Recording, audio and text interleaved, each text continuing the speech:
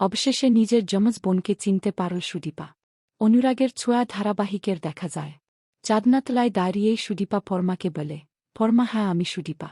আর আমাদের সাথে এই চাঁদনাতলায় নয়, অনেক আগেই অন্য জায়গায় দেখা হওয়ার কথা ছিল। ফর্মা সুদীপাকে বলে, কি বললে তুমি? আমাদের অন্য জায়গায় দেখা হওয়ার কথা ছিল মানে তোমার কথাটা একদমই বুঝতে পারলাম না। এই বলেই সুদীপা মায়ের মূর্তির সামনে গিয়ে দাঁড়ায় এবং চোখের জল ফেলে। অন্যদিকে সুদীপার পিসি আদিত্যকে বলে, যাও বাবা, তোমরা দুজন মিলে একসাথে ঠাকুরের কাছে আশীর্বাদ নাও যাও। আদিত্য সুদীপার পাশে গিয়ে দাঁড়ায়, ঠাকুরকে প্রণাম করে, যেটা দেখে চোখের জল ফেলে ফর্মা ভাবতে থাকে, বাহ আদিত্য, বাহ, তুমি তো অনেক আগেই তাহলে ঠিক করে নিয়েছিলে তুমি সুদীপাকে বিয়ে করবে, আর এই জন্যই তুমি এখানে এসেছিলে। আচ্ছা, সত্যি তাহলে এটাই যে তুমি ইচ্ছা করেই সুদীপাকে বিয়ে করেছ, নাকি তোমাকে এরা জোর করে বিয়ে দিয়েছে? কি করে বুঝবো আমি? ঠিক তখনই সুদীপার পিসি আদিত্যকে বলে, বাবা, তুমি নিজে থেকে এসে আমাদেরকে বলেছ তুমি সুদীপাকে বিয়ে করতে চাও। তুমি আমাদের কাছে এক দেবদূতের মতো এসেছ। তুমি আমাদের কত বড় উপকার করেছ সেটা হয়তো আমরা বলে বোঝাতে পারব না। শুনে ফর্মার ভুল ভেঙে যায় এবং ফর্মা বুঝতে পারে যে না, আদিত্য আসলে নিজে থেকে বিয়েটা করেছে, কেউ তাকে জোর করে বিয়েটা দেয়নি। আদিত্য যখন ঠাকুরকে প্রণাম করে, সুদীপা আদিত্যকে বলে, মিস্টার চৌধুরী, আমি খুব ভালো করেই জানি যে আপনি আমার বাবার কথা রাখতে বিয়েটা করেননি। আমি আমার বাবার কথা রাখতে, বাবার স্বপ্ন পূরণ করতে বিয়ে করেছি, আর সেটা আপনার কাছে স্পষ্ট। কিন্তু আমার কাছে অস্পষ্টই যে আপনি বিয়েটা কেন করেছেন। কিন্তু আমার সাকসেস অনেক প্রখর। আমি খুব ভালো করে বুঝেছি আপনি কাউকে দেখানোর জন্য বিয়েটা করেছেন, কাউকে কিছু বোঝানোর জন্য বিয়েটা করেছেন। কিন্তু কেন করলেন এটা? কেন করলেন আপনি? আমি আপনাকে কোনোদিন ক্ষমা করতে পারব না। আপনি যদি সত্যিই আমার বাবার কথা ভেবে বিয়েটা করতেন, তাহলে তো সেদিন আমার বাবাকে মিশনে নিয়ে যেতেন না। আমি তো আপনাকে বারবার বারণ করেছিলাম আমার বাবাকে নিয়ে যাবেন না। আপনি কি আমার কথা রেখেছেন? রাখেননি। আমি আপনাকে কোনোদিন ক্ষমা করব না। আমার শুধুমাত্র একটু মাথা গোজার ঠাঁই প্রয়োজন। আমি আমার বাবার স্বপ্ন পূরণ করতে চাই। তাই আপনার জীবনে আমার কোন অধিকার নেই, কোন অধিকার থাকবেও না। সারা জীবন আপনাকে বোঝা বইতে হবে। কিন্তু হ্যাঁ, আপনি যেদিন মনে করবেন যে আমার সাথে আপনার আর সম্পর্ক রাখার প্রয়োজন নেই, সেদিন আপনি আমাকে জানিয়ে দেবেন। আমি আমার মতো নিজের ব্যবস্থা করে নেব। তবে আমি আমার স্বপ্ন পূরণ করবি, আমার বাবার স্বপ্ন পূরণ করবি। আমি কোনোভাবেই পেছনে ফিরে তাকাব না। আদিত্য সুদীপাকে বলে, আমি আপনাকে আমাদের বাড়ি নিয়ে যাব। অন্যদিকে ফর্মা দাঁড়িয়ে ভাবতে থাকে, বাবা আদিত্য, তুমি ওর সাথে এত কথা বলছো, তোমাদের এত মাখামাখো সম্পর্ক, আর আমি তোমার কথা ভেবে তোমাদের বাড়ির বউ হয়ে এলাম, আর তুমি আমার কথা ভাবলেই না এই তোমার ভালোবাসা। অপরদিকে দেখা যায় যে অব্রকে স্যার বলে, অব্র, তুমি নতুন বিয়ে করেছ, তুমি ঠিকভাবে সিদ্ধান্ত নিয়েছ তো? তুমি ফ্লাইটে যেতে চাও, তোমার স্ত্রী কিছু বলবে না তো? অব্র অফিসারকে বলে, না স্যার, আমার স্ত্রীকে দেখাশোনা করার মুখ অনেক মানুষ আছে, সে আপনার কাছে কোনো কমপ্লেন দেবে না, আমার খোঁজও চাইবে না, তাই আমি ফ্লাইটে যাব স্যার। এটাই আমার সিদ্ধান্ত। আমার কাছে আমার দেশই আগে। আর তাছাড়া আমার স্ত্রী আমাকে নিয়ে কোন অসুবিধা হবে না।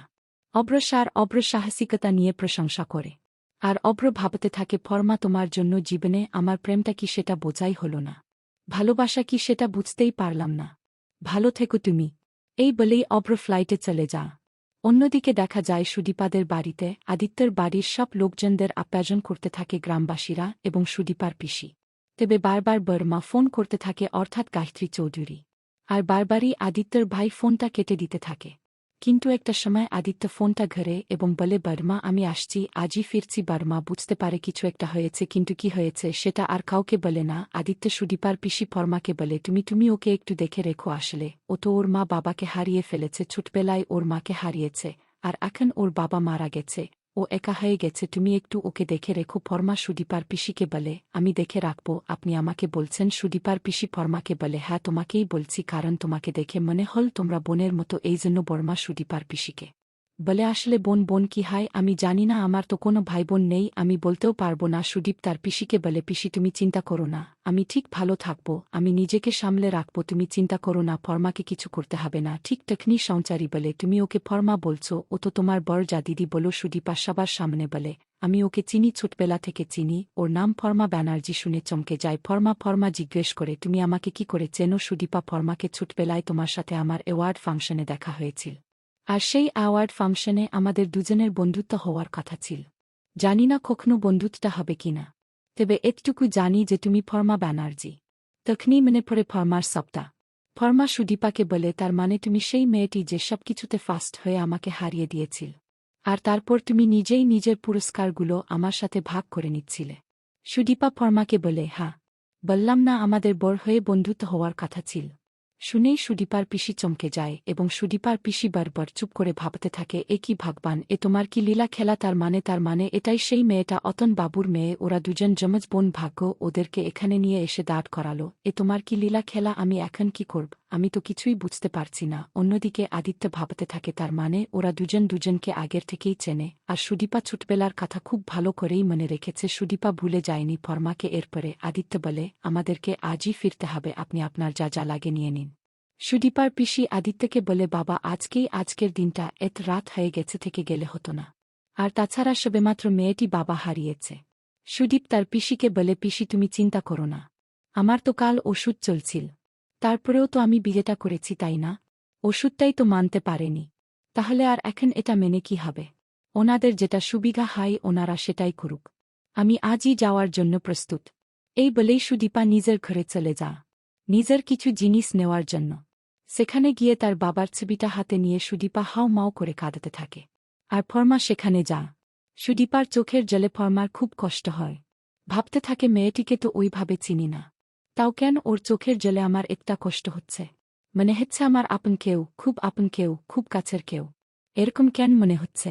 ফর্মা এগিয়ে যায় এবং সুদীপাকে জড়িয়ে ঘরে শান্ত করার চেষ্টা করে। আর ঠিক তখনই সেখানেই সুদীপার পিসি যা। এমন দৃশ্য দেখে আরও অবাক হয়ে যায়। ভাবতে থাকে, ভগবান তুমি কি করছ?